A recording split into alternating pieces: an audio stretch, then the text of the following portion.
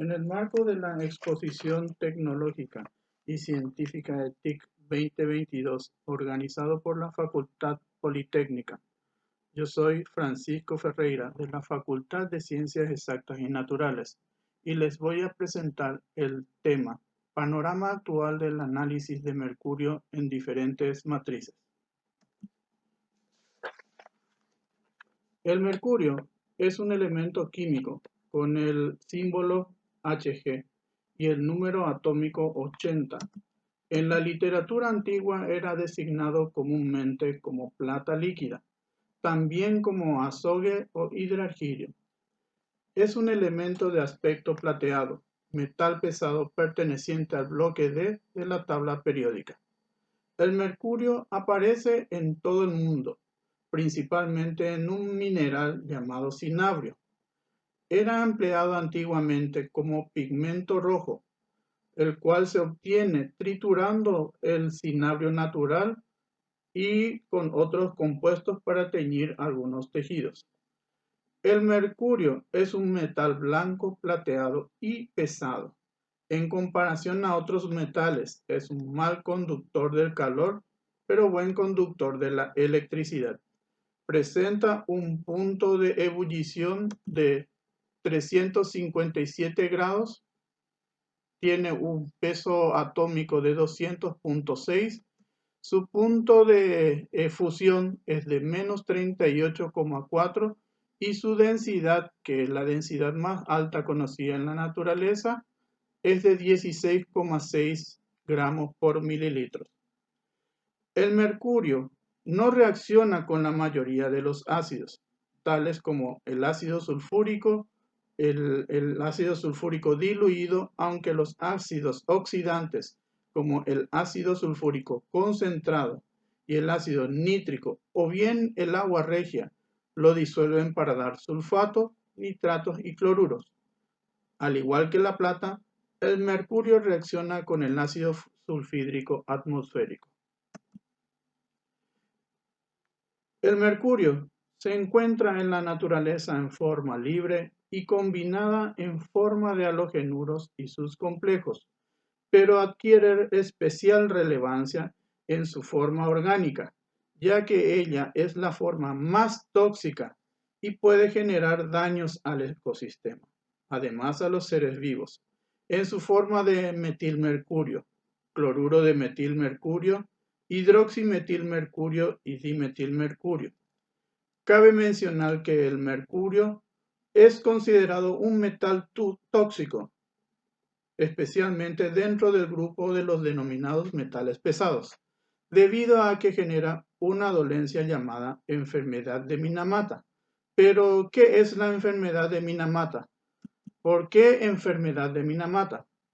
La misma es un desorden neurotóxico causado por la ingesta de productos marinos contaminados con compuestos, principalmente el metilmercurio, los cuales fueron vertidos desde una planta en Minamata, dentro de la prefectura de Kumamoto de Shinpon Chiso Kiryoukaka.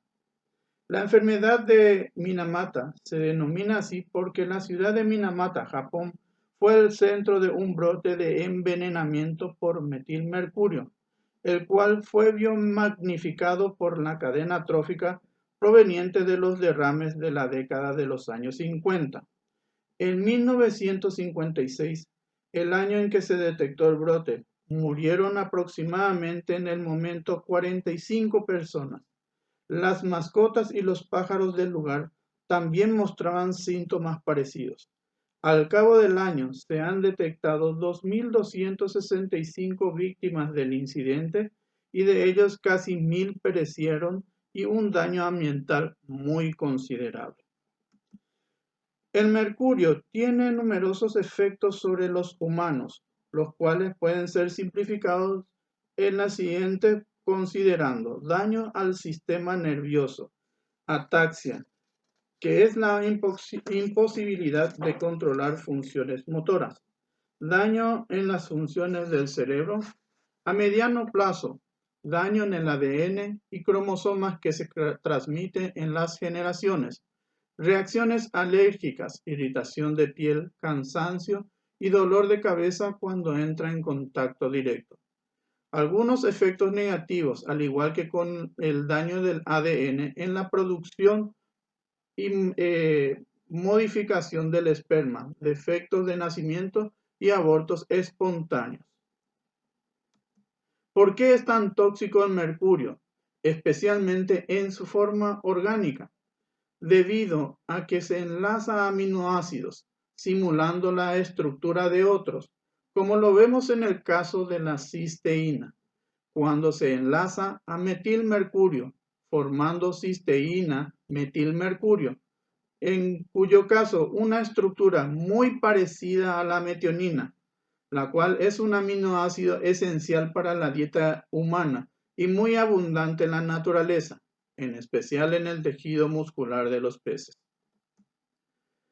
Esta tabla representa la ingesta diaria tolerable por día de acuerdo a diferentes regiones del mundo, tomando especial consideración en las mujeres embarazadas, ya que el feto en sus meses de desarrollo lo puede absorber generando malformaciones y otros daños.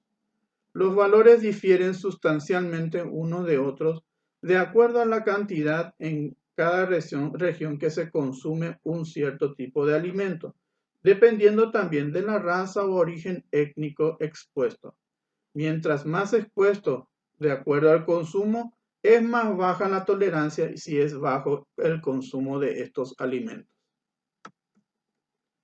Diversas son las fuentes de mercurio liberados al medio ambiente, especialmente derivadas de aquellas actividades antropogénicas y productos que en la actualidad se emplean como termómetros, amalgamas dentales que en algunos casos, algunos países aún lo utilizan, minería y extracción de oro para ser un buen disolvente por ser un buen disolvente del mismo, producción de cloro y soda cáustica, empleando electrodos de mercurio combinado.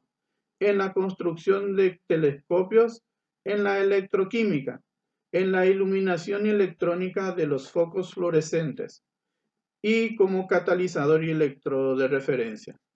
De acuerdo al convenio de Minamata, ella indica prescindir el uso de mercurio en cualquiera de las actividades, salvo caso para aquellos que no cuentan con un reemplazo para el efecto. Un ejemplo de ello sería reemplazar los fluorescentes por focos LED y así como mencioné anteriormente, reemplazar los amalgamas dentales por otro tipo de material, pero que en algunos países, debido al bajo costo que el amalgama presenta, es aún empleado. De esta manera, sabiendo las diversas fuentes de emisión de mercurio y considerando normas y exigencias para el monitoreo de este elemento, se han desarrollado diversos métodos de análisis. Cada uno de ellos posee ventajas y desventajas apreciables. De aquí nos centraremos en aquellas técnicas que se encuentran disponibles en el Paraguay, como la espectroscopía molecular, la cual emplea complejos químicos, espectrometría de absorción atómica, especialmente aquellas que involucran la técnica de vapor frío y horno de grafito, el plasma acoplado inductivamente a un sistema óptico o espectrometría de masas. Como mencioné, la técnica a ser empleada depende única y exclusivamente de la sensibilidad del método y de la regulación que en cada país o en cada región se ejerce de acuerdo al tipo de matriz. De esta manera, sabiendo las diversas fuentes de emisión de mercurio y considerando normas y exigencias para el monitoreo de este elemento, se han desarrollado diversas técnicas de análisis. Cada uno de ellos posee ventajas y desventajas apreciables. De aquí nos centraremos en aquellas técnicas que se encuentran en el Paraguay, como las de vapor frío, horno de grafito, plasma acoplado. En un esquema forma de análisis de muestra, la cual puede ser aplicada a cualquier tipo de alimento, fruta, suelo, agua, sedimento y otros. La muestra es primeramente disgregada a una forma tal que sea fácilmente manipulable. Luego se elimina la matriz a través de un ataque con ácidos fuertes, como el ácido nítrico o combinado con otros ácidos, como por ejemplo el ácido perclórico, los cuales que por digestión en microondas o en un sistema de reflujo cerrado. Luego, el producto final es retomado con agua libre de metales y llevado a lectura en las diversas técnicas de análisis, contrastando con patrones preparados en gradiente de concentración, con lo cual generan datos a través de cálculos simples y en la que podemos determinar la cantidad de mercurio presente en las muestras.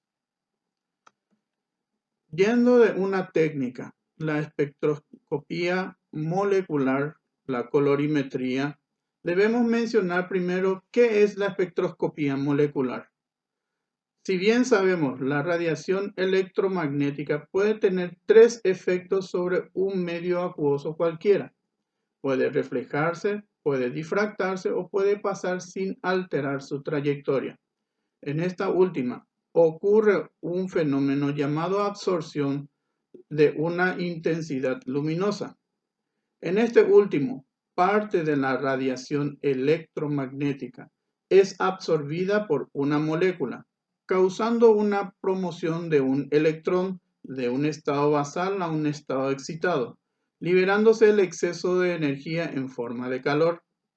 Al absorber la radiación electromagnética de una frecuencia correcta, ocurre una transición desde uno de los orbitales a un orbital vacío. Las diferencias entre las energías varían entre los diversos orbitales. Dicho esto, en la zona de la radiación visible se encuentran los compuestos coloreados dentro de lo que incluyen los complejos que son los responsables de la absorción de la luz.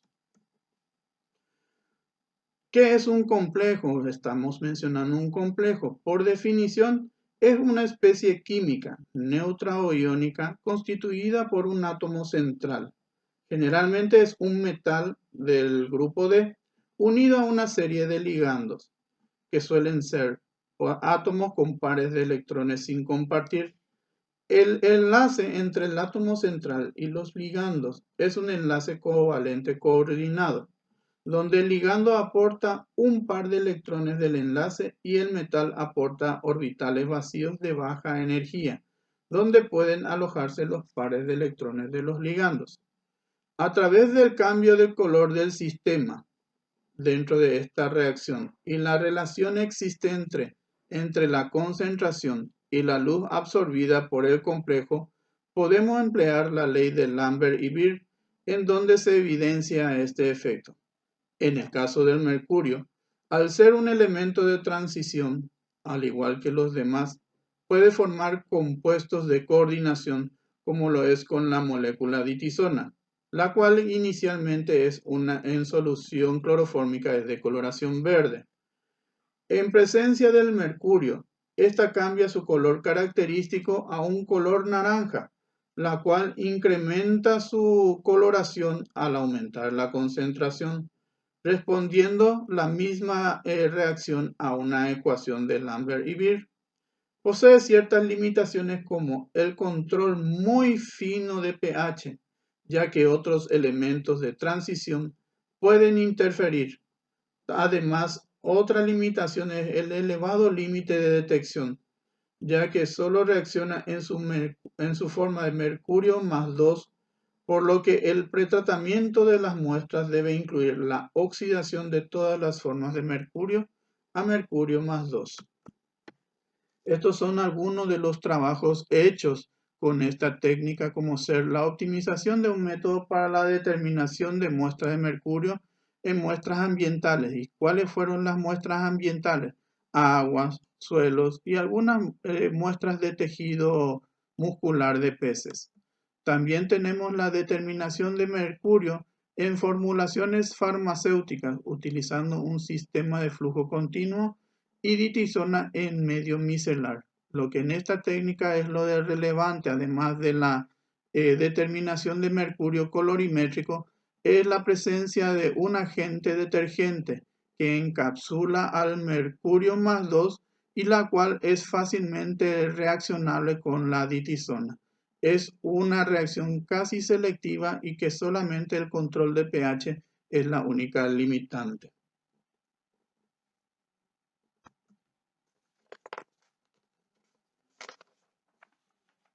La espectroscopía de absorción atómica, que es una de las técnicas muy empleadas en nuestros días, tuvo sus inicios en los ensayos a la llama, en los que los científicos en la época, como Kirchhoff y Bunsen, observaron el comportamiento de una llama de combustión completa ante la presencia de soluciones ácidas de algunas sales y plantearon lo siguiente: cualquier materia que pueda emitir luz a cierta longitud de onda también absorberá luz a esa longitud de onda. Este concepto fue aplicado primeramente en los elementos de la tabla periódica, que abarcaban en su momento solo alcalino-térreos, y hoy en día fueron aumentando esa lista a alrededor de 70 elementos con el correr del tiempo. En el proceso físico-químico que ocurre en absorción atómica, básicamente un átomo en su estado basal absorbe la energía de una fuente, que en este caso es una fuente calorífica, quedando el átomo excitado. Y en un proceso de desexcitación emite energía absorbida en forma de calor y también en forma de luz, la cual es característica para cada elemento. En el caso de mercurio, emite una radiación de longitud de onda a 253.7 nanómetros, que es específico de este elemento. En este esquema observamos que todos los metales básicamente deben encontrarse en solución acuosa, y una vez que se encuentren en solución acuosa, las mismas son llevadas a una cámara de niebla, donde ésta se desolvata. En el proceso, el metal es volatilizado a altas temperaturas, quedando ella excitada.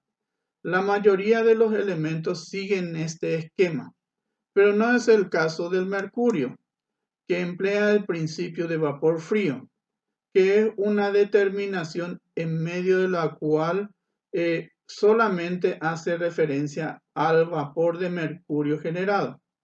Esta técnica permite la determinación directa, con la única condición que el mercurio contenido en las muestras líquidas, normalmente en forma iónica, como mercurio más 2, sea reducido al estado metálico mercurio elemental. Este pasaje se realiza a través de una reacción redox, empleando en la mayoría de los casos un reductor muy fuerte como lo es el cloruro estanoso. Posteriormente, el vapor formado se arrastra a través de un gas inerte hacia la celda de cuarzo, en la que se produce el proceso de absorción atómica. Las muestras sólidas se digieren antes para transformar todas las especies de mercurio, tanto inorgánicas como orgánicas, a mercurio más 2, ya que es la única especie capaz de generar el vapor de mercurio atómico. Dentro de ellos, posee ciertas ventajas que podemos indicar que consumen mucho tiempo y por lo complicado que es, demora mucho en el análisis. En cuanto a otro análisis similar, también empleando el mismo esquema de absorción atómica, se encuentra el horno de grafito. Sigue los mismos principios anteriormente mencionados, solo que para llevarlo a cabo, en el caso de mercurio, emplean ciertos modificadores químicos estabilizadores del mercurio antes de la atomización. Varios tipos de modificadores químicos para la determinación de las concentraciones de mercurio, como en el caso de las nanopartículas de oro que actúan como absorbentes de mercurio. En este caso presentamos unos trabajos viendo la aplicabilidad del método en el caso de la exposición a mercurio en habitantes del municipio de San Marcos, debido a la ingesta de arroz, ya que haciendo referencia a este artículo, se encuentra muy próximo a las minas de oro, de la cual emplean mercurio como disolvente. También la determinación directa de mercurio en sangre y orina empleando horno de grafito y empleando también como modificante químico nanopartículas de oro, la cual encapsula al mercurio y a altas temperaturas lo libera de forma selectiva.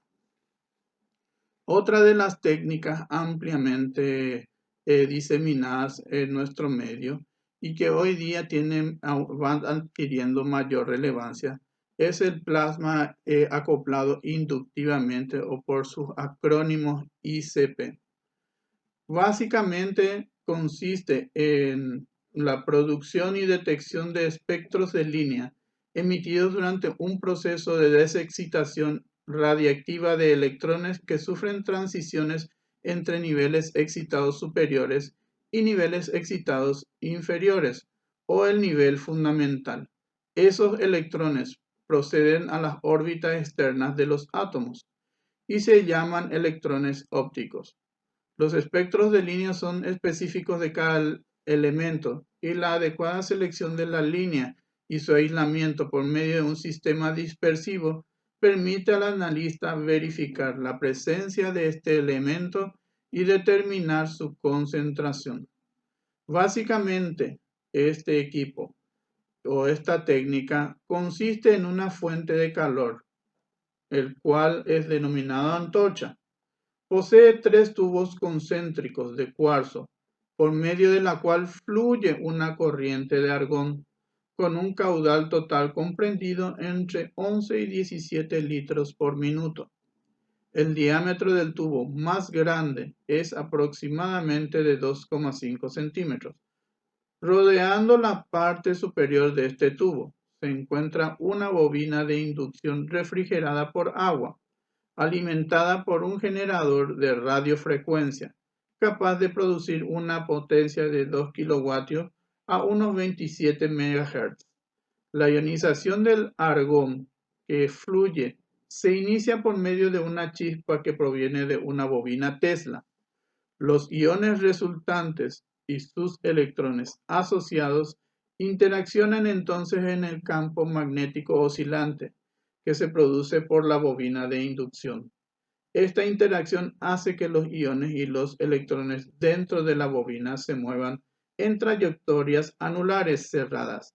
El calentamiento óhmico es una consecuencia de la resistencia a este movimiento.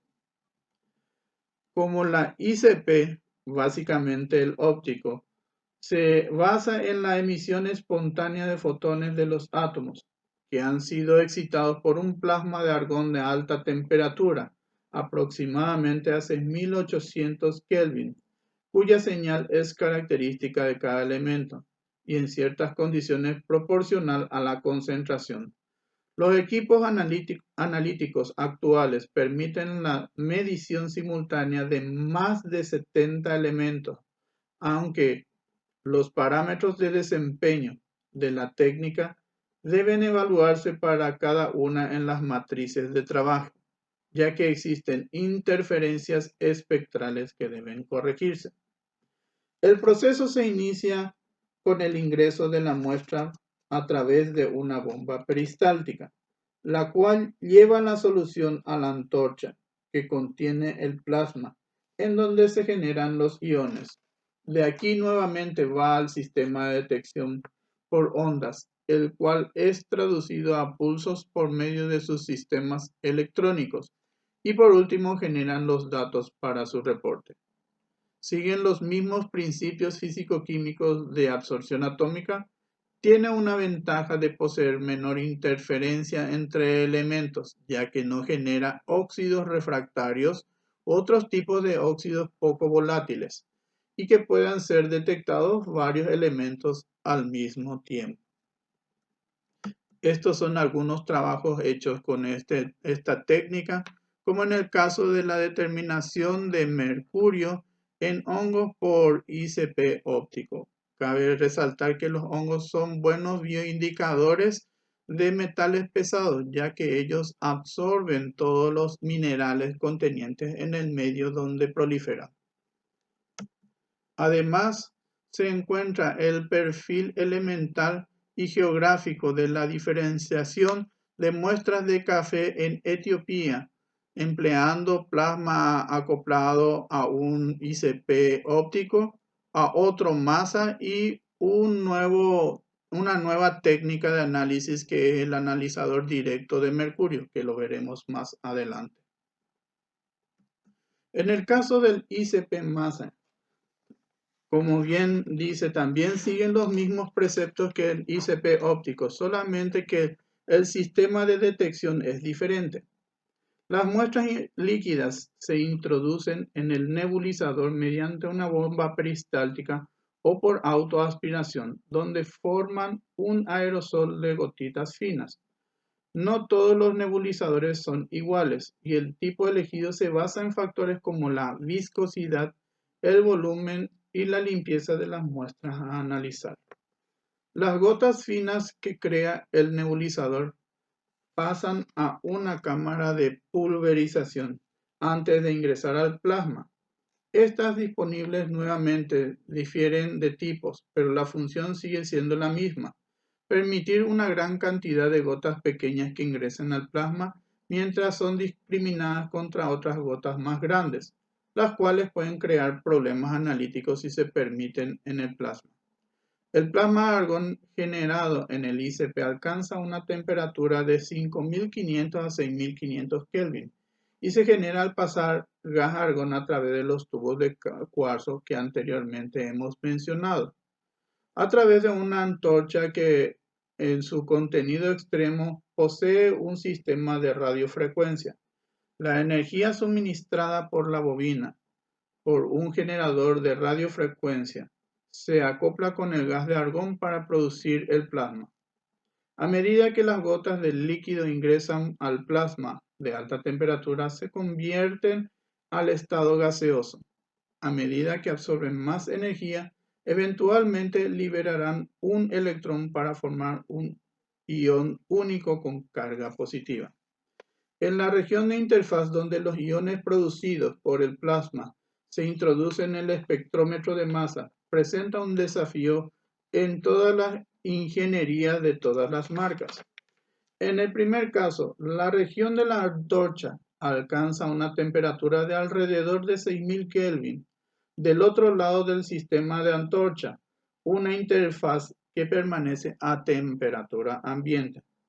En un segundo lugar, la antorcha habría sido necesariamente rellenada con gas argón necesario para generar el plasma, mientras que en el espectro de masas estará en condiciones de alto vacío. Cada fabricante tendrá diferentes soluciones, pero utilizan dos o más estructuras cónicas lentes para evitar una amplia divergencia en los iones cuando entran en una región de alto vacío y para enfocarlos en la celda de colisión o directamente al espectrómetro de masas. Los iones no serán las únicas especies que saldrán del plasma. Habrá átomos neutros y fotones presentes. Los fotones pueden dar lugar a recuento de iones falsos, por lo que es importante que se eliminen del camino de los iones.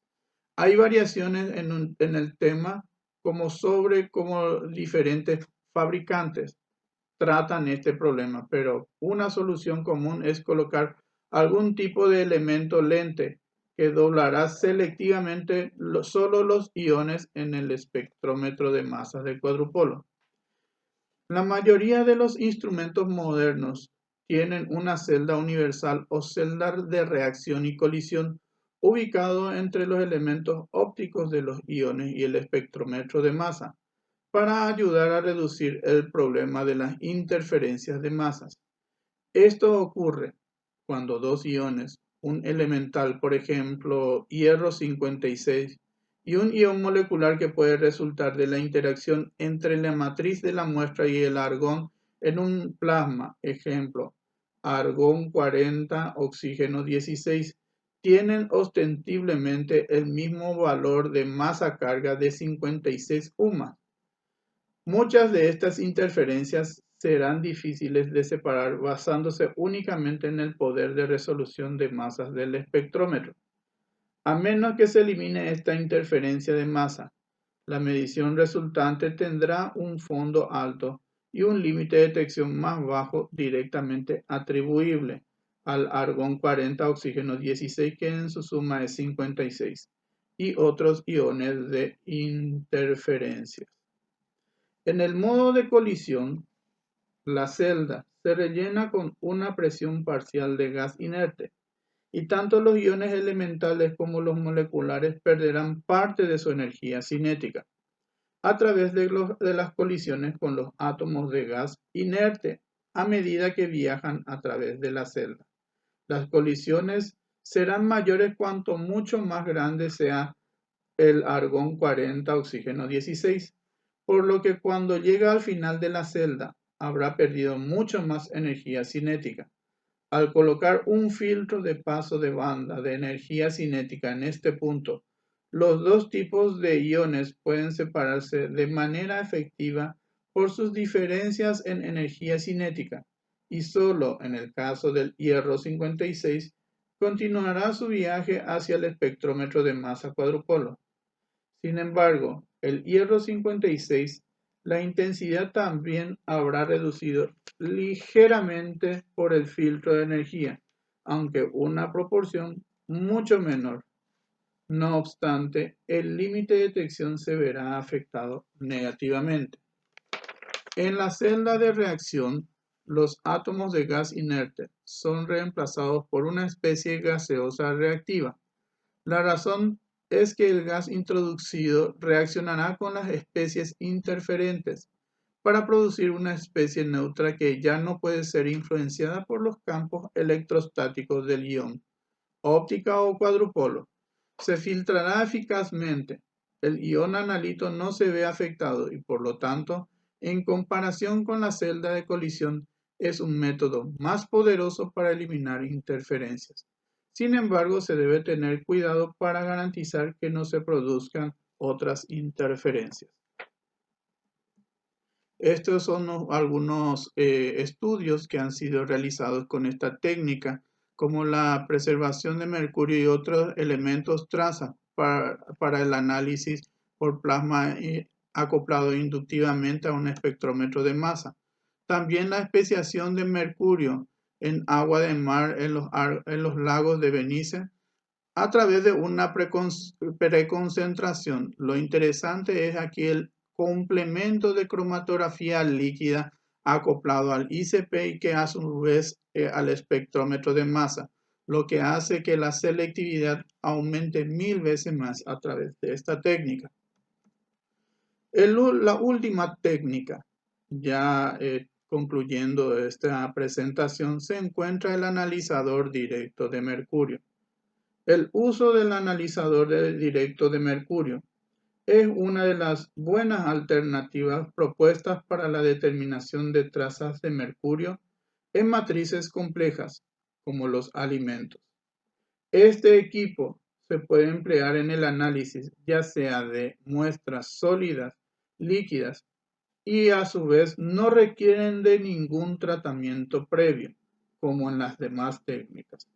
Se opera sobre una base de muestra, la cual se descompone térmicamente, seguida de una reducción catalítica del mercurio en un sistema de amalgama de oro para la captura del vapor de mercurio y al final la desorción de mercurio y una técnica de espectrometría de absorción atómica acoplada. La eficiencia de un análisis químico al usar DMA depende mucho de la homogeneidad de la muestra que se está procesando. En general, las curvas de calibración se establecen utilizando materiales de referencia certificados pero con el tiempo se pueden realizar también por la técnica de calibración externa, al emplear disoluciones acuosas de estándares. De esta manera, el analizador directo de mercurio se ha utilizado para la determinación de trazas de mercurio en varias matrices. El único inconveniente con esta técnica es la cantidad de muestra que se limita a 100 miligramos. Sin embargo, el método DMA ofrece límites de detección y cuantificación más bajos inclusive que la técnica del vapor frío. Estos son algunos trabajos hechos con esta técnica, como el análisis indirecto en la determinación de metilmercurio en sedimentos marinos y organismos vivos, además del desarrollo y validación de un método para la determinación de mercurio en tejido muscular, como lo son los de equino, en riñones bovinos y de cerdos, además de aves de corral, en músculos de aves de corral, por esta técnica que dieron buenos resultados y hasta la época son una de las técnicas más empleadas a nivel mundial. Con esto concluye mi presentación, por lo que doy gracias por su atención.